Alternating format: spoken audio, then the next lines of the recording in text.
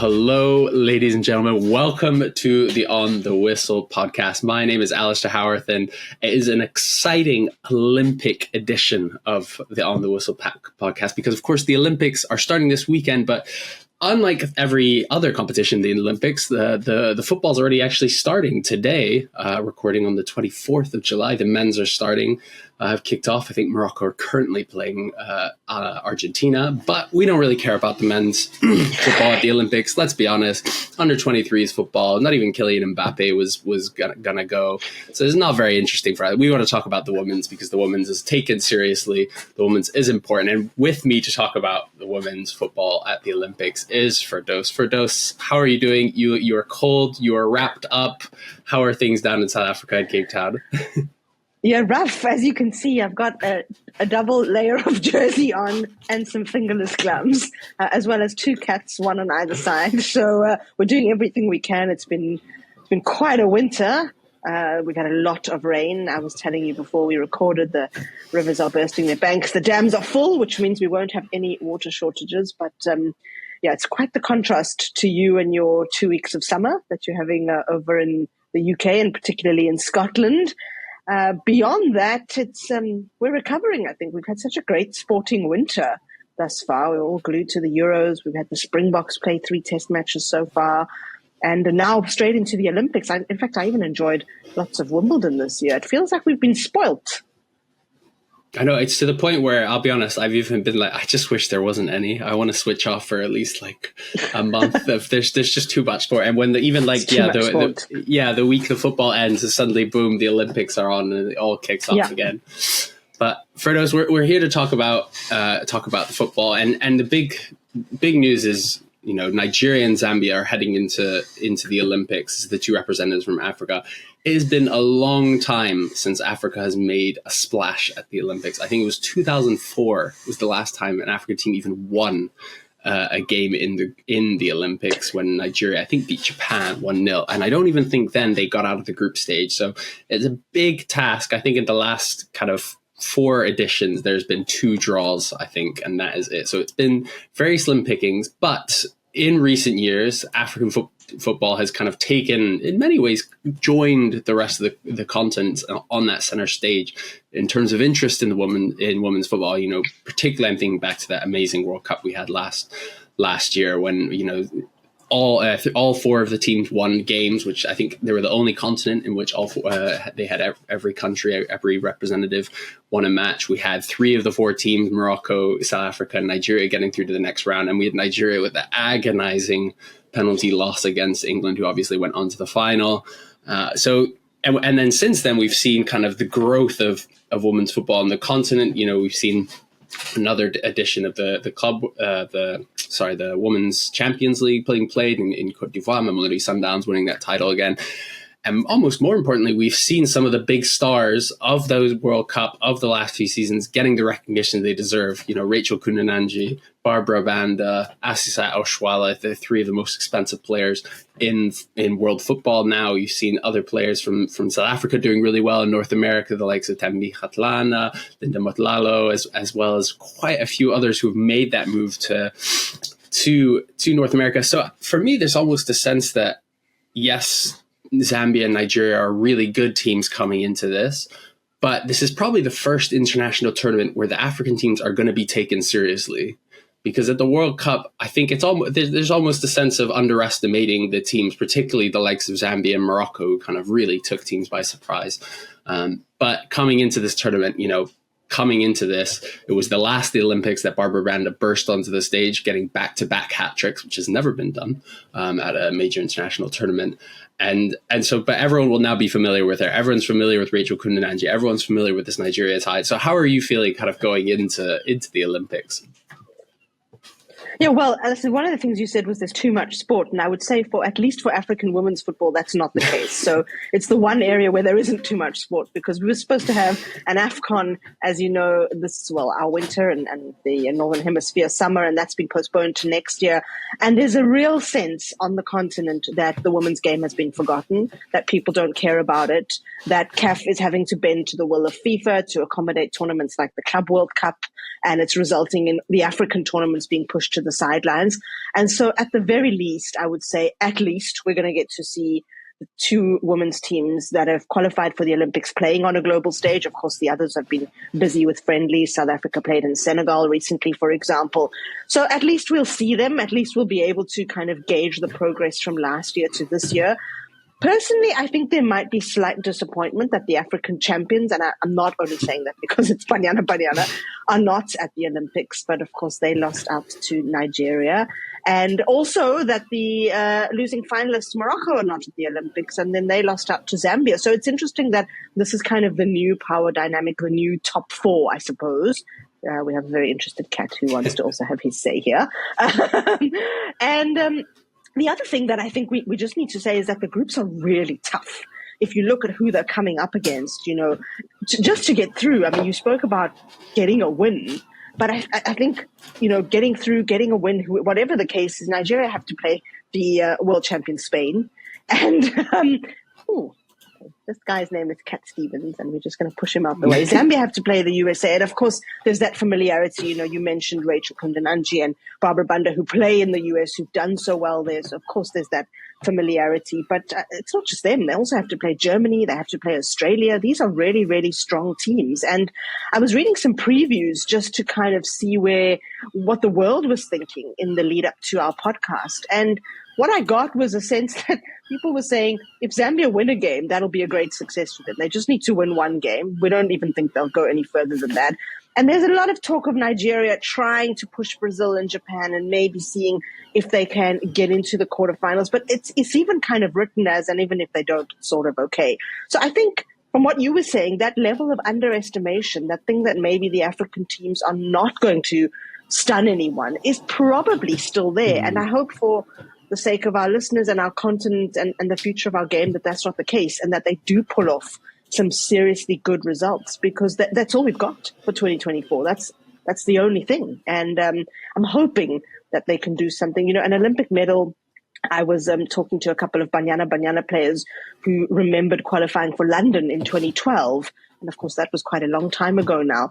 And saying that because at that point they had never played in a Women's World Cup. Of course, both Nigeria and Zambia have done that. But Banyana hadn't played at a Women's World Cup before 2019. So the Olympics was really the biggest thing there was. And then they qualified back to back. They played in London. They played in Rio. And they just said being part of that multi-sport event is so important, to get to mix with other athletes in the athletes village, to see like the real superstars, of all the different disciplines, especially track and field, which I think a lot of them will really look up to those athletes. So I hope it's a wonderful experience for them. I hope they take a few names and they come back with some wins. But I'm also a little bit nervous, because I think if they don't, we're at a crossroads here, and we could see African football just fall off the map a little bit. Yeah, 100%. And bringing up Morocco and South Africa, I think is right, because we've seen over the last 4 or 5 years, these are the big four teams now in Africa. I think Ghana are making a push to try and re-enter that conversation, but at the moment it is those big four: Zambia, Nigeria, South Africa, Morocco. Because we saw both semi-finalists at the AFCON, the teams that went to the World Cup, all four of them playing each other in the qualifiers. So it does feel like a shame that we're not getting to see Morocco and South Africa. But one of the things that's quite interesting coming into this tournament is there's kind of almost a tale of two. The coaches are kind of at the center stage of both of these teams as well, as much as we have these big stars, and in some ways for some of the kind of the wrong reasons. And we'll get on to Randy Waldrum, who's obviously been on this podcast to speak about some of the issues he's had whilst being the Nigeria coach, and obviously was surprised himself not to be sacked already by the Nigerian team.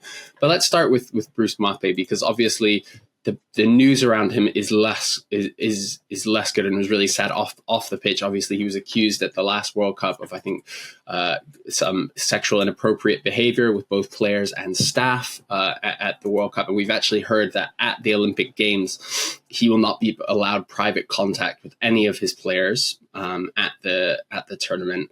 And he almost wasn't even granted a visa by Paris, because they, whilst this ongoing investigation by the FA of Zambia into his conduct is being carried out. Obviously we can't make big statements or claims about what he has done, because he hasn't been found guilty of anything yet. They haven't finished their investigation. But I mean, I don't know, Firdose. I just want to get your ideas for those on that, both in terms of a culture, but also just even from like a playing and kind of workplace environment. You know, when you're denied even having private contact with your players because of previous behavior, where does that leave him and the team and the country? Yeah, I mean, I think what you were on the verge of saying there was what a mess, which is really the case. You know, what an absolute mess. And more so because it's taken so long. It's not the first time we've heard the allegations. So, yes, you're right. We don't know whether he's guilty or innocent, but we need to get the case investigated and resolved. And it's kind of interesting to me that he stayed in the job with these investigations hanging over him. I mean, if we just compare it to what happened in Spain and I mean, I don't know what people's opinions around the world are on that, but it was definitely a massive reaction, and maybe some will even say it was a little bit of an overreaction. But they acted very quickly, and they got rid of the head of their football association for knowing the allegations and knowing what happened in Spain, which was an unwanted kiss, and this is unwanted sexual touching, if we can put it that way, which sounds really quite serious. And as you say, not just one person. In fact, the allegation is also a FIFA official. So you do wonder what is taking so long in terms of resolving this. I'm also surprised that, and it's probably financial, that Zambia haven't been able to send some kind of replacement or almost like an acting coach or someone who can maybe do the job in the interim, or maybe even have somebody act as the coach. You know, it's surprising to me that they haven't decided to do that at this point in time. In terms of what it does to the workplace environment, I mean, we're kind of joking about it being a mess, but can you imagine that? Whether you've got players who are now fearful, perhaps, of saying something because they also don't know what the repercussions of that are, then you've got a situation where the coach is under suspicion, so there's a lack of trust. And even if he is innocent, the allegation hanging over him at this point in time, before we know what's happened, creates suspicion, creates an element of dishonesty in the environment. And I just think sometimes I wonder really about how teams just get through situations like this, because this is the same Zambian side that did pretty decently at the World Cup, that qualified for the Olympics, and they're having to perform to this level with all this noise going on in the background. And a lot of the time when you talk to players about things like this, they tell you about how they're able to just shut this out and just to almost like compartmentalize and live two lives, which is quite remarkable if you consider what a big deal this is. And the one thing that I think is worth pointing out is that the Zambian superstars that we've mentioned are probably playing a very big role in terms of carrying the team, in terms of being the faces of the team. And so you're not likely to see the coach in the headlines, apart from for the wrong reasons, but you are likely to hear people talking about Barbara Banda and the goals that she scored over in the US. I mean, she's made a big splash there. You are likely to hear people talking about Grace Chanda, people talking about players who are doing really well and really making names for themselves. And hopefully that's going to carry them through. It's definitely, you know, it's absolutely not ideal. And if you just compare it to, you were telling me before we started, another situation of coaching staff seemingly doing what they shouldn't be doing, and that was from Canada. And this is a much less important situation. I mean, they've kind of like sanctioned themselves, right? You got to tell the story. Yeah. So this is broken. Just I think even just this morning is that yesterday there was at New Zealand's training, there was a drone found, and it was turned out that it was a Canadian drone that was spying on them. And initially there was a bit of an uproar about kind of, is this cheating? What's going on? But then in the meantime, they found a second drone that had also been sent to look at the New Zealand team, to spy on them. And so rightly so, I think the Canadian Olympic Committee kind of took quite a strong stance, and one of their analysts has been removed from the team and has been sent home. Their assistant coach has been sent home.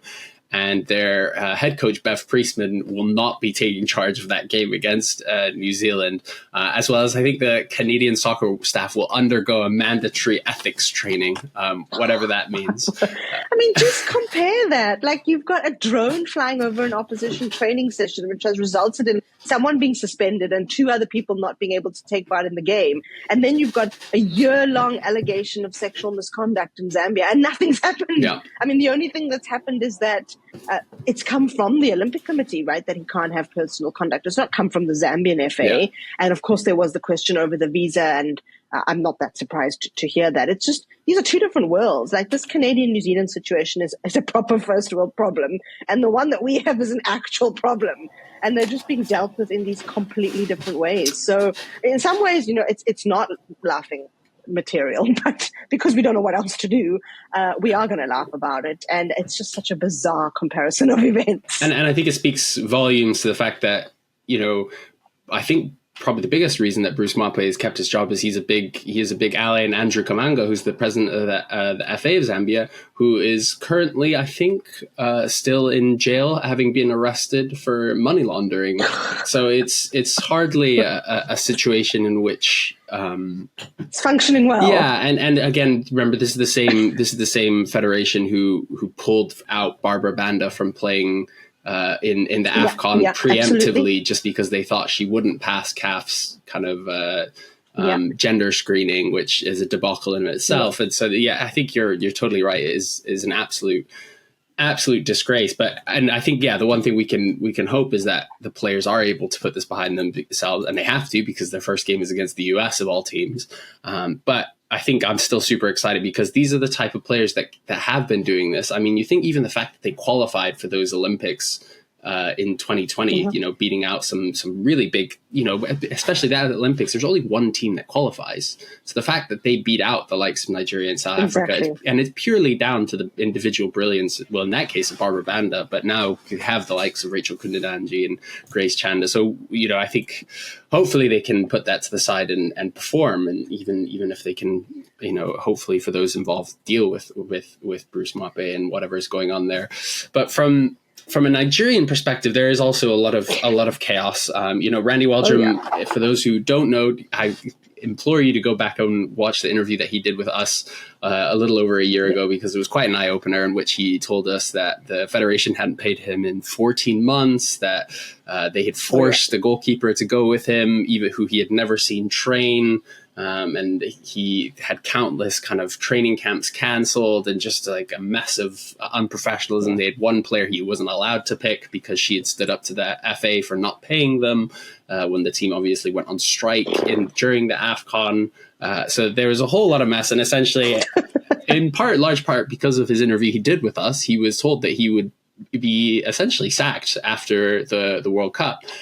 Now, fortunately for him, he did a brilliant job, and Nigeria actually, beat the host Australia, got to the next round, and only lost England, as we said, in that kind of remarkable game where Lauren James was sent off and it went to penalties, and it was just like a huge shame that Nigeria didn't go through, because they really deserved it. And so the federation did a kind of classic embarrassing U-turn, kept Randy Waldrum in place, and he is, I think, from what I understand, is very popular with the players. He's well thought of by the players and the staff there, the actual technical team, as opposed to the administrative team that's above them. But he is a man who remains in the hot seat, because I can imagine the federation is would be very happy to let him go if there is an embarrassing kind of turn of events at this tournament. But I think of the two, and you can kind of correct me if I'm wrong or give me your thoughts, I think they have the better chance than Zambia. I mean, Zambia is brutal. The US, Germany. Yeah, I know Germany were shockingly knocked out at the World Cup by Morocco in the group stage, but they also thrashed Morocco. It was 8-0, as well as Australia, who were no slouches. And then and obviously that first game is against the US. Whereas Nigeria, I think their first game is up against Brazil. Brazil are not the team that they used to be in terms of being a dominant side. I think Nigeria, Randy Waldrum has shown that he can make the team incredibly defensively resolute. And hopefully with Asishat Oshoala being fitter than she was at the World Cup, there is a chance. And again, if they can get a win against Brazil in that first game, suddenly they're in a strong position against Spain. How do you feel about Nigeria and their situation going into the tournament? Yeah, I mean, I think that assessment of yours is spot on, that they are in the better position of the two teams. I mean, the game against Spain worries me a little bit, and I'm not sure what may happen to them there. But I really think they should beat Brazil. I think they hopefully will outmuscle Japan and be able to get past them as well. And then, as you say, maybe they will get through to the quarterfinals. It is a big tournament for Randy Waldrum, because Nigeria who are so used to being at AFCONs, who are so used to winning AFCONs, being at World Cups, haven't been at the Olympics since 2008. So really just to be there is pretty incredible. What excites me about them actually is the goalkeeper, because, I mean, she's just been fantastic. In terms of her Champions League performances, 5 penalty saves in 8 matches, in terms of what we saw from her at the World Cup. And I almost wanted to put to you, if you put Nigeria's defense and Zambia's attack together and create like an amalgamated team, maybe that's where the best medal hope lies. So I think Nigeria, I think there'll be a lot of expectation. The other thing is that I wonder what the minimum criteria will be. I wonder if they don't win a game, the coach gets sacked. I wonder if they only win a game, the coach gets sacked. Or is it that they really have to be able to be in a knockout or even a medal position? And I mean, if we were to take some sort of almost like odds on if we think they could be in position to contend for a medal, I don't know. I'm struggling to say yes on that count. I'm not sure if you think so. And we also don't want to sound like we, talking down teams that have done really well. But even if we just look at these 2 groups, I don't even think they'd be in a medal position in the 2 groups involved. So, yeah, it's pretty tricky. And I think it could be quite a painful little couple of weeks for supporters of African women's football, and then leading into a more painful couple of months or year, in fact, while we wait for the women's AFCON to take place. And that's probably not exactly the happy answer you were looking for. No, I think you're right, though. I think it's important to be realistic, and I think there's some things we have to remember, that Nigeria, right, is a team that possesses some incredible talent. I mean, I think in terms of the players, they've like you mentioned Chiamaka Nnadozie, their goalkeeper, who is, in my value, probably in the top 3 or 4 goalkeepers in the world. She's unbelievable. Had a brilliant World Cup, like you said, almost single-handedly knocked out Arsenal in the women's Champions League last season in the qualifier. And then they have a brilliant defense. You think of the likes of Nicole Payne, Michelle Alozie, Osinachi Ohale, Demehin. They've got a really, really strong spine, and they've got a really good team. But the problem ultimately comes back to kind of what Randy Waldron was telling us about when he came on the podcast, is you think about, okay, since the World Cup, I think, if I'm not wrong, they haven't had an official friendly up until this last week when they played Canada in a Olympic warm-up game. And so it's that kind of environment where, they're not even playing friendlies. Even, in the window when South Africa did a double header against Senegal, Nigeria didn't play any friendlies. They didn't have any preparation. Yeah.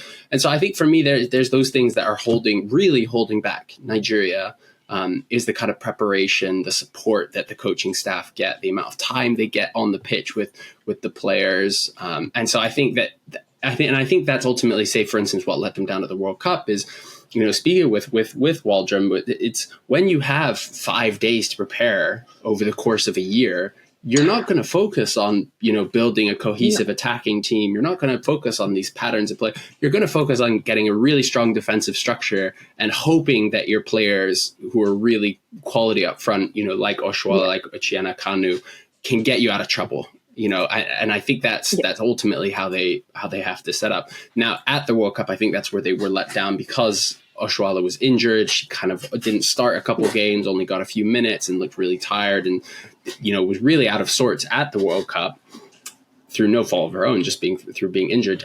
She's in better shape coming into this tournament. I think she can offer more. And so I think there is that hope. And the one thing I would say about the Olympics is, we mentioned how brutal it is in terms of there's 12 teams and the standard is super high, in terms of the teams that have qualified. But the flip side of that is, you're only, 2 or 3 wins away from the semifinals because the third best teams, 2 of the 3 third best teams qualify for the next round. You're then already into the quarterfinals. So, you really only realistically need a win in the group stage and a draw, and you're in the quarterfinals. And then if you can win on extra time penalties, 1 or 2 games, you're already in the semifinals and finals. So I think, I think for both Nigeria and Zambia, getting out of the group will be a good job, particularly Zambia. I think Nigeria might have slightly higher ambitions, but I also don't think it's unrealistic for particularly Nigeria to have a kind of surprise run to the quarterfinals or semifinals. Let's hope so, because there'd be I mean, we don't often come back with big hauls of medals on the African continent from the games. We see at the top of the table is always the US, China, Australia tend to take home a lot of medals. The UK are always somewhere there and thereabouts. And I mean, to the extent that South Africa, in my understanding, not a single South African journalist will be heading to Paris, partly because of budget, but partly because there are no medals that anybody thinks South African teams will win. Not even the Springbok Sevens, I think, are being spoken about as medal contenders.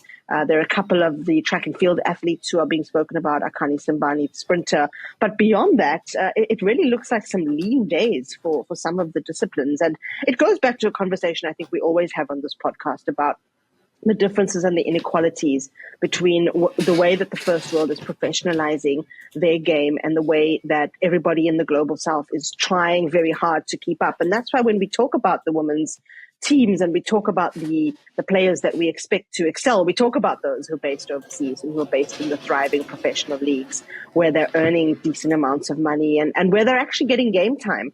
Because the point you made about not playing friendlies, about not being able to have time together as a squad is really valid. I know that South Africa have been really frustrated with the not having any idea of when the AFCON was going to be for a long time. And then they had those games against Senegal, which, they just did them to be able to keep going, to be able to make sure that they still have their plans in place, that they still have players that they can call on.